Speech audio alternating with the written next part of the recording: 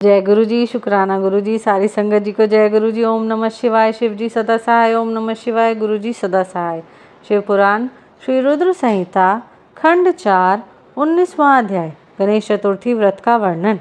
ब्रह्मा जी बोले, हे मुनिश्रेष्ठ नारद, इस प्रकार गणेश जी के जीवित होने पर सब और आनंद छा गया।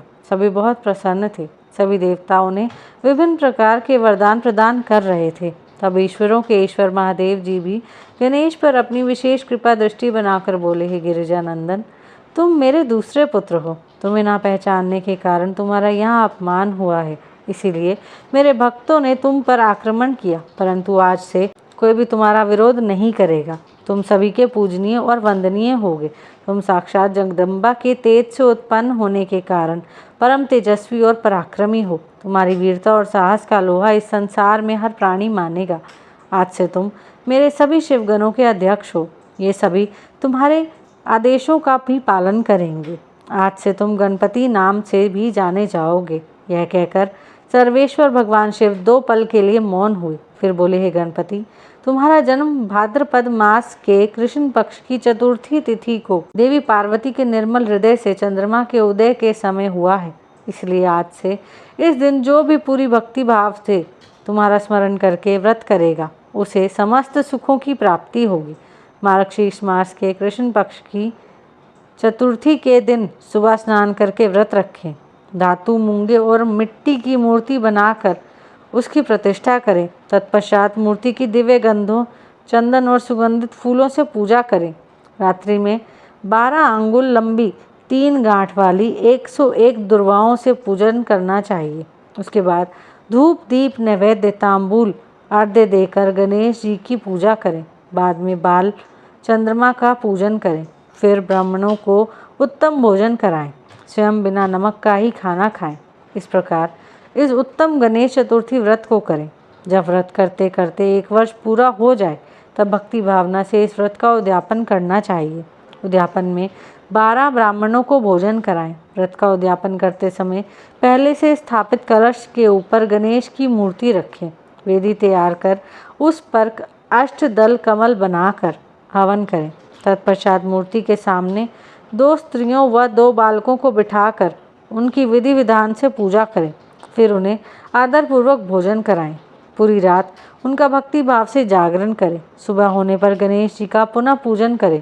पूजन करने के पश्चात उनका विसर्जन कर दें। फिर बालकों का आशीर्वाद लेकर उनसे स्वस्ति वाचन कराएं और व्रत को पूर्ण करने हेतु श्री गणेश को पुष्प अर्पित करें। तत्पश्चात भक्ति भाव से दोनों हाथ जोड़कर उन्हें नमस्कार करें।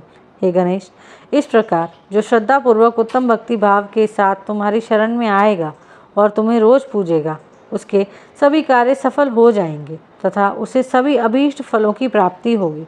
गणेश का पूजन सच्चे मन से सिंदूर, चंदन, चावल और केतकी के फूलों से करने वाले के सभी विघ्नों और कलेशों का नाश हो जाएगा। उस मनुष्य के अभीष्ट कार्य अवश्य ही सिद्ध होंगे। यह गणेश चतुर्थी व्रत सभी स्त्री एवं पुरुषों के लिए श्रेष्ठ है। विशेषतः जो मनुष्य अभ्युदय की इच्छा रखते हैं, उन्हें उत्तम भक्ति भावना से इस व्रत को अवश्य करना चाहिए, क्योंकि गणेश चतुर्थी का व्रत करने वाले मनुष्य की सभी इच्छाएं और कामनाएं पूरी होती हैं। इसलिए सभी मनुष्यों को इस श्रेष्ठ व्रत को पूरा करना चाहिए तथा सदैव तुम्हारी भक्ति भाव से आराधना करनी चाहिए।